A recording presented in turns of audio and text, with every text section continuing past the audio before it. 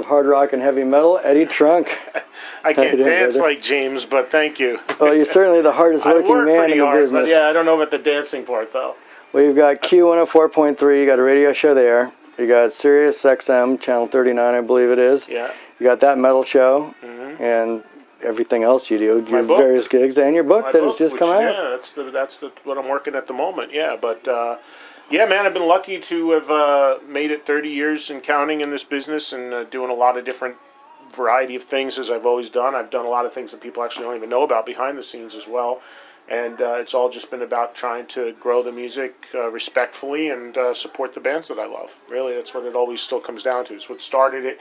It's why I started doing it 30 years ago, and it's why I'm still doing it now, pretty much. I mean, clearly I make a living at it now, too, but, I mean, that's always what the core of it's been. That's excellent. So with Volume 2, it's kind of like, and when you read the first one, you know, you kind of knew there had to be more coming, because knowing your love of music and that extra section in the back, you kind of knew there would be a second volume coming. And what I found most interesting about this one is bands like Angel, that I had actually never heard of, you know, being mentioned. And then what I found was super cool was Lita Ford's album that you mentioned, Dear Fact, The Lady Wore Black, by Tony Iommi, produced. Yeah, I when I did the first book, I wanted to do, I kept writing and writing, and I wanted to cover all these bands, and then I was told, well, we don't have enough pages, you have to stop, because there's a page count we had to stay with. So I was like, oh man, what am I going to do? So I ended up coming up with just little paragraphs in the back of the first book that said more essentials, just kind of billboarding bands that I couldn't put in, just brief little paragraphs. And then shortly after the first book came out, it was very, very successful, I think more so than anybody expected, and already people were saying, hey, why don't you do another one? And the blueprint was there because all those bands I couldn't fit in the first one were sitting right there to do. So that was kind of like the catalyst for the second book, which has just come out. It's the same format, it's the same publisher, same sort of layout, same sort of design, photos, what have you, all the same sort of things that people loved about the layout of the first book. Same exact thing. It's just 35 different key bands. And if you look in the back of the new book, there's also a few bands I didn't get to. For part 3? And even more. So people are already asking about a third one, which could very well happen. I don't know. We'll see. This one's off to a great start. When we're doing this, it's I think the #1 rock or hard rock book on Amazon or something like that. So I'm just thankful for everybody buying them, and they seem to enjoy the stories and the personal stuff and the photos. And yeah, with the second book, I put a couple bands in that weren't all that successful. Angel and Riot being the two that kind of put in this book that I put for selfish reasons, because I wanted to write about them, and it's really cool to hear from so many people who have discovered them or who were fans of them and are just excited that they're getting some exposure in the book. Absolutely. And the first book should have been a New York Times bestseller, but you did a lot of signings like at the Big Four in Indio and places that weren't traditionally. Yeah, I mean, I don't know what's going to, I don't really follow the chart stuff all that well, but I don't think anybody expected the first book to sell as well as it did. And as a result, when the first book came out, I didn't really do a signing tour. When I'm talking to you right now, I'm at the end of 10 in a row of 10 cities. I started on the East Coast, and here we are in L.A. You just got back from Arizona, right? Yeah, Arizona, Cincinnati, Cleveland, Chicago, Milwaukee, New York, New Jersey. Vegas is tomorrow, right? Vegas is tomorrow. So, and then I got just added Boston, and I'll keep going where I can. I've got a lot of stuff going on with my schedule, so I don't know how much I can do, but I'll keep doing these throughout next year, actually, when my schedule permits. They're a lot of fun to do. It's great to come out and meet people and sign books and say hello, and it's been great. But when that first book came out, I mean, it took us all by surprise how well it did. So as a result, I did signings after the fact, and I did them in record stores and things like that. So now I'm focused with this one on doing bookstores, and it's great to get out to these bookstores because I grew up working in a record store, and to see bookstores still hanging in there and not going the way of record stores is really good. So I've done a lot of independent bookstores and also some of the big bookstores as well. Was it a conscious part on yours to make your book such an easy format? I mean, you've got things like, the Essential Metal Encyclopedia, which is, this thick, and it's great. But what's great about your book is you've got the pictures, you've got the playlist. It's an easy read, not in a bad way, but you can just get to where you need to be and get informed quickly. Well, yeah, I get a ton of books, and I love reading these great autobiographies and books that come out, but they're some of them are the size of dictionaries. Right. It's a lot of. I love reading them, but I just simply don't have the time to dedicate to them. And my books are much easier reads than that. They're a mix of photos and they're a mix of text and different things, and they're very personal. That's one thing that people brought up to me. It's like, well, are some of these bands really essential to you?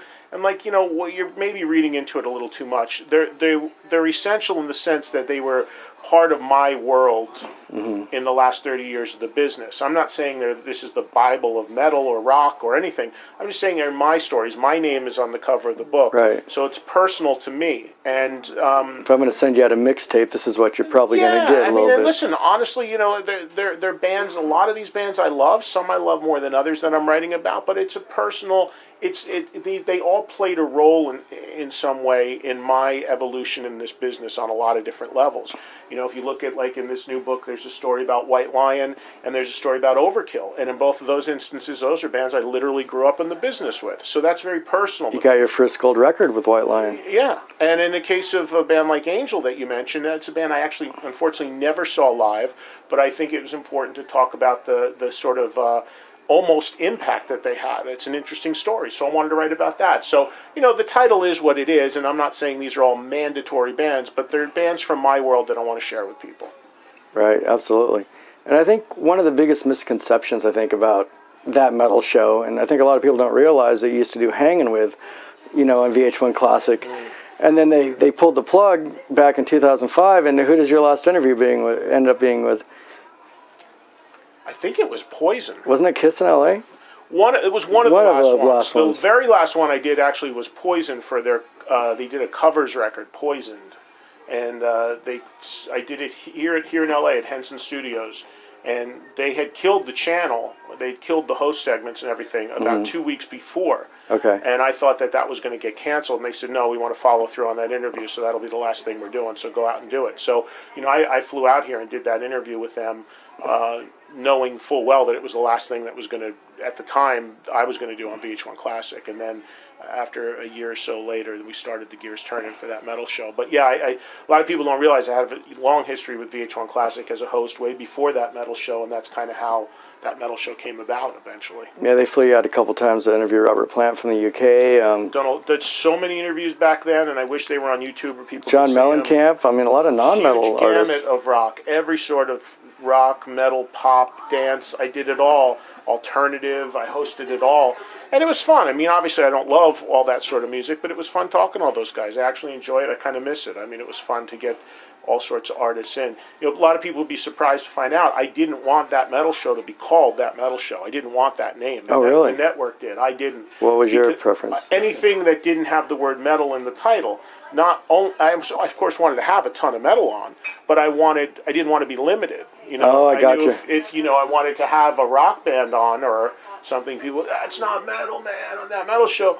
And, we do that now. Obviously, if anybody's watched, we've had Paul Rodgers on, and we've had stuff outside of traditional metals. People kind of get it now. But certain bands avoid that label, like The Plague, like Zeppelin, Van Halen for many years, wanted no association. Certain little bit of that, and also, it just gives us, of course, the show still would have been the same show it is. It just kind of makes gets you painted a little bit into a corner when you put, metal right in the title. But VH1 wanted to use the name, and they could have called anything they wanted as long as we got it on the air. So, right. And now it's established, and people kind of get the mix that we do. Absolutely. One of the great things about your book, and this is interesting to me, is here I am interviewing you.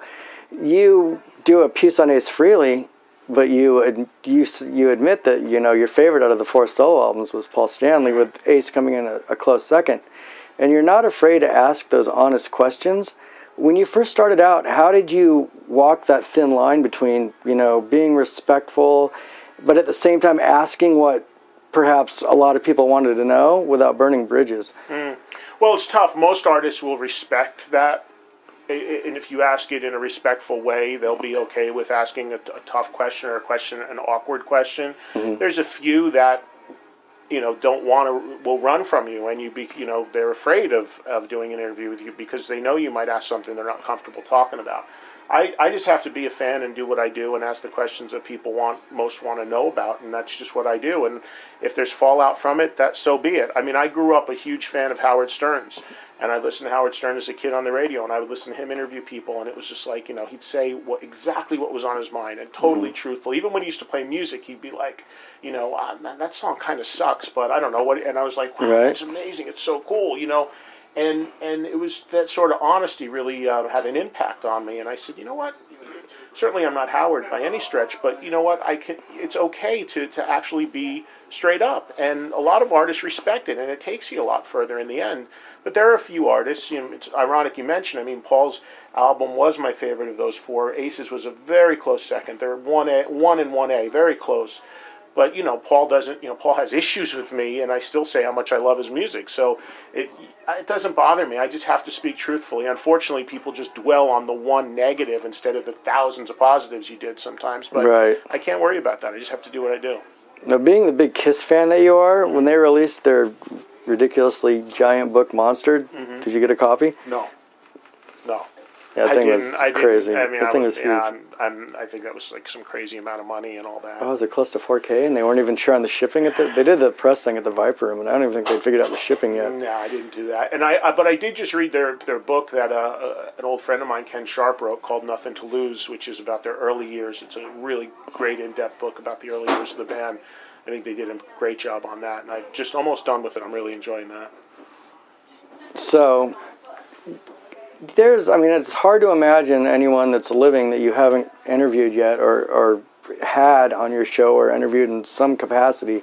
Is there anyone out there left that's on your wish list? Oh, yeah, for sure. Really? Oh, yeah, for sure. I mean, I'd love to sit down and even though he won't do it, I'd love to sit down with Paul Stanley and do a really in-depth, comprehensive interview, the good, the bad, the ugly, everything. I think I could really do that interview and really get into some stuff, but, someone like that, unfortunately, probably would never do it.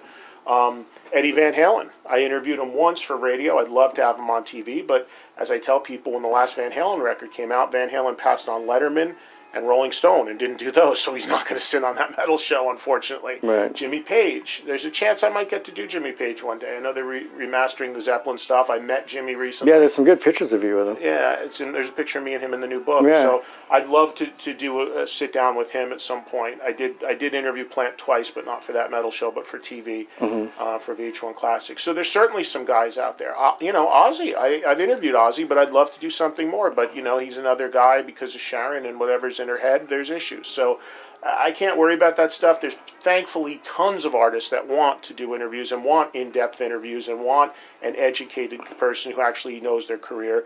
And, there's no shortage of people that I can sit and talk with. And, I can't worry about the couple that won't. But most of the artists that haven't been on, I haven't interviewed yet, that I want to, it's just scheduling, really, except for the two I mentioned. Have you had Jeff Loomis on your show yet? I want to say no. No, but that an artist like that, unfortunately, is not. I mean, VH1 Classic wants the biggest household names possible, and it's just not a guy that, as much as he certainly has his fans, is not somebody that's known in the mainstream enough in VH1's eyes. There's tons of artists that are like that. And that's a really good point, because what people don't realize is that VH1 Classic is at the lower end of the budget scale. You've got MTV, you've got VH1, and then VH1 Classic. So when it comes to the budget, they dictate pretty much what's going to be. They pretty much have the final say. Well, yeah, listen, they? I mean, we get treated tremendously well by the network, and I have had and continue to have a tremendous history with them that's now 11 years old and counting. And, we've had a tremendous relationship, and we've worked together on so many amazing things, and I look forward to doing so much more. I mean, it's really been my TV home for over a decade, and it's been an incredible opportunity and something I'm so amazingly blessed to have had for so long. But yeah, the challenges of the network are, on their end. I have nothing to do with it, but there's a lot of budget issues as far as what we can and can't do, how often we can do shows, why we don't have live performance, why the channel's not in HD yet. It's all comes down to money. But thankfully, it hasn't impacted the success of that metal show. The fans have found it anyway, and they still love it, and they still support it, and that's what's most important to us. But as far as the booking process goes, I mean, I get asked about that constantly, and people have to, I play a big role in that, but I present these artists, and then in conjunction with VH1, they have the ultimate say and say, yes, we'll do that. No, we don't feel comfortable having that artist on. And listen, it's TV. They want you to turn that channel on and see a face of the guy you saw in videos in the 80s. I mean, they want the biggest names possible. Right. And I understand that. I mean, that's what it's about. But we've done a tremendous job in exposing a lot of more under-the-radar talent as well, that have gotten great opportunities and great exposure through our show. So it's a balancing act, and eventually we'll get to some of these guys that maybe we haven't yet, that are on the, not on the super huge scale. Right, or people I'm sure would love to see a Vars Vikernes interview just for the fact that could just be absolutely insane. And I know you're not a big death metal guy, but like you say, that basically has to go through the proper channels. Yeah, I mean, I don't run the channel. I don't own the channel, so it's up to them as what they want to do. I'll talk to anybody that sit next to me. And basically, you guys are looking at, for this next season, it's kind of, you guys are looking between LA and New York. There's a good chance we might be moving back to New York. We're all based there. We've all lived there. We moved the show to LA because all the artists live here, but now the show's so established, it'll be cheaper, and we might be able to do more new episodes consistently if we go back home and tape it there. Nothing's set in stone yet. It's still being discussed, but likely that may be the plan, and we'll find out for sure soon, and then we'll announce it and let everybody know when we're taping and what the next plan is. But we just basically wait for them to tell us, and then we go to work. What's been the biggest surprise or shock to you on this book tour? The amount of people that have come out to a lot of these. Yesterday in Phoenix, I did over 300 books, which was unbelievable. And there was a major traffic accident that shut down the area. A lot of people couldn't get to the bookstore at that signing, so there probably would have been a lot more, the store told me. Just meeting people, just getting a chance to talk to them, shake hands, take photos, sign books, hear their stories, do Q&As. I mean, I love doing the Q&A stuff, which I'm about to do right now with this audience and, with the audiences that come out. It's great to just get up, shake their hand, tell them thanks, and hang out with everybody and hear what's on their mind. So that's really been a lot of fun. I love the back and forth that I get to meet everybody. Absolutely. And one of the final things I want to ask you, much like George Wendt portraying Norman Cheers, everybody knows him as that guy. So when he walks into a bar, everyone buys him a drink. You're known as the king of trivia. Is it gotten bad that you can't step in public without somebody trying to stump you? I get that at all the Q&As at the bookstores too. And, it's fun, but people have to realize it's a bit, and I don't think that I know it all. There's people that, I'm going to take you down. Well, you very well may. I don't think I know it all. I just have fun with it, and we have a good time, and it's a good bit. But if people want to fire away, I'm happy to engage them. It's become very, very popular segment of the show, and I've got no problem with it either way. So.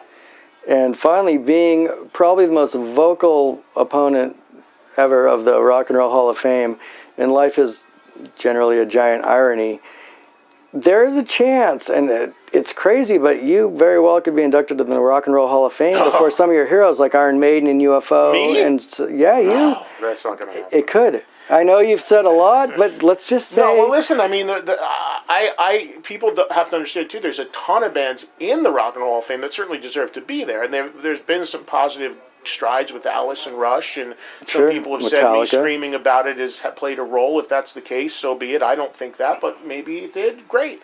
But I don't think about it in that terms. Let's get the bands first that should be in there and worry about... the other people down the line. But let's say they don't, you did get inducted. What would your response be? Would you take that, or would you? Of course, because I'd go to the podium and say, where's Kiss? Where's Deep Purple? Where's UFO? Where's Dio? Where's Dio? Where's Cheap Trick? And then where's Thin Lizzy? And yeah, that's what my induction speech would be. So they'd love it. Absolutely. Well, thank you for having us out. Thank you. Appreciate it. Eddie Trunk's Hard Rock Essentials Volume 2. Dig the title, much like Zeppelin 2, there you Kiss go. Alive 2. Hopefully it'll stand in that stature. You can get anywhere books are sold now, Amazon, bookstores, what have you, physical, digital, and appreciate all the support for Volume 1 and Volume 2. And for people that want to find you on the web and Twitter. EddieTrunk.com, on Twitter, @EddieTrunk, Facebook /Eddie Trunk. All right. Thank you, sir. Thanks. Appreciate it. Appreciate that.